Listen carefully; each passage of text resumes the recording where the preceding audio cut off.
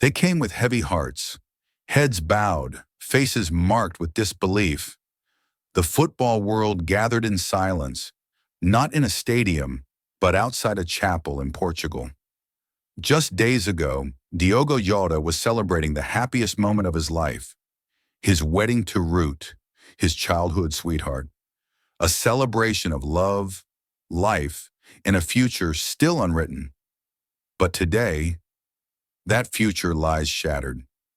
Today, fans, friends, and fellow players arrive to pay their final respects, not to a fallen footballer alone, but to a brother, a father, and a son whose light was taken far too soon.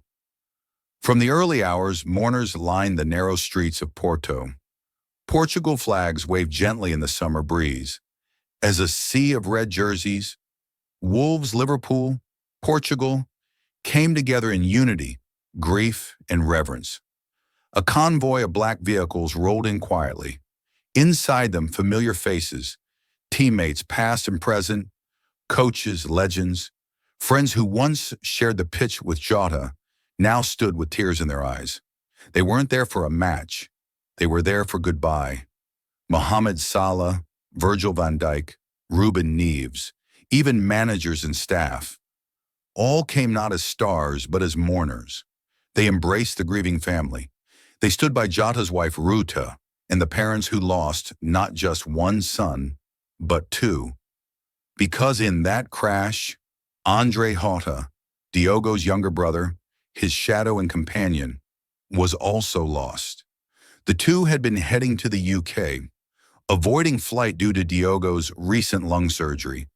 But fate had another plan, a tire blowout, a devastating crash, and a silence that swept across the world of football.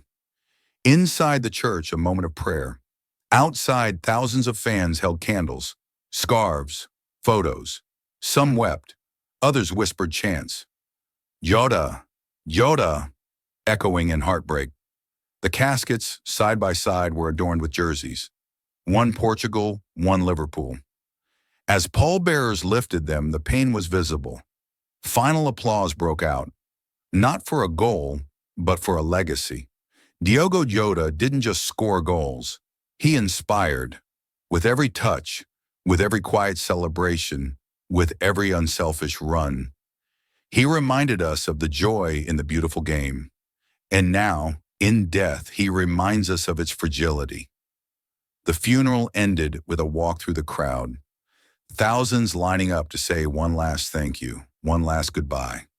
Diogo Jota was only 28, a father, a husband, a brother, gone too soon, but never forgotten. Rest in peace, Diogo.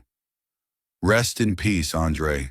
Your memory will live forever in every pitch, every goal, every heart you touched.